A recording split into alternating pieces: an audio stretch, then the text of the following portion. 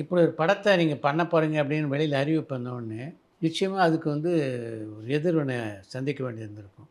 Every step எப்படின்னா இப்படி கால் வச்சா அடி, ஆ சரி அங்கே வேணாம் ஒரே பிரச்சனையாக இருக்குன்னு இப்படி பண்ண அங்கே அடி, ஆ. குத்து அடி எல்லாம் பண்ணி ஷூட்டிங் ஸ்டாப் பண்ணி ஓ ஓடிடிக்காரங்களுக்கு இதுவாது இவ்வளோ நாள் ஆக்சுவலி லூஸ் தனமாக பண்ணிட்டு இருக்காங்க.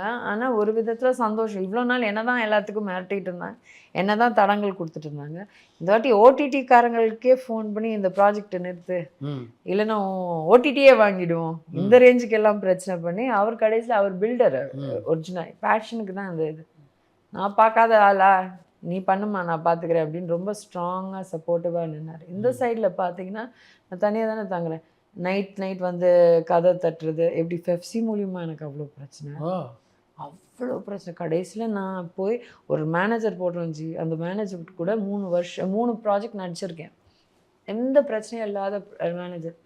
ஸோ இங்கே இப்போ மேனேஜர் வேணும்னு அந்த மேனேஜரை கூப்பிட்டு நான் சொல்கிறேன். அவர் உடனே நான் வந்து தேங்க் பண்ணேன். அம்மா நான் இவ்வளோ கஷ்டத்தில் இருந்தேன் தெரியுமா, என்னை தேடி கண்டுபிடிச்சி ரொம்ப போயிட்டு இருந்தது. ஃபஸ்ட் டே டெய்லி என்ன பண்ணுவோம், காலையில் இன்றைக்கே கேட்பேன் எவ்வளோ இதெல்லாம் எனக்கு வேணும், எவ்வளோ ஒரு டஃப்பாக 2 lakhsன்றாங்க. நெக்ஸ்ட் டே மார்னிங் எல்லாமே ரெடியாக இருக்கும். 6 மணிக்கு வந்து கேட்பார், மேடம் பேமெண்ட்ஸ் கொடுக்க தொடங்கலான்னு. அதே அமௌண்ட் தானே, அதே அமௌண்ட் உடனே ஜிபே பண்ணுறோம். நான் இங்கே டைரெக்ஷன் பண்ணி 9 o'clock வரைக்கும் 9:45 10 o'clock ஆஃபீஸ் வருவார். எல்லா வவுச்சர்ஸ் சைன்ட், எல்லாமே சைன் பை ஈச் டெக்னீஷியன். அப்போ நீங்கள் என்ன நினைப்பீங்க, எல்லாம் பே பண்ணியாச்சு. இந்த மாதிரி 5 நாள் போகுதுச்சு. 6வது நாள் நம்ம தான் இவ்வளோ வருஷமாக இங்கே இருக்கணும்.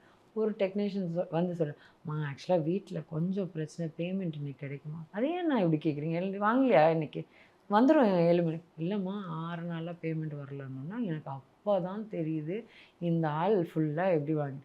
சரி நீங்கள் அப்ரோச் பண்ணுறோம், இந்த யூனியன் போடுறோம், அந்த யூனியன் போடுறோம், இந்த கடைசி இது ஒரு 3 மாதம் போகுது. 3 மாதத்துக்கு அப்புறம் என்ன பண்ணுறாங்க, ஆமாம் அவன் ஏமாத்தினான், ஆனால் அவன் தர முடியாதான், அவன்கிட்ட இல்லையான்.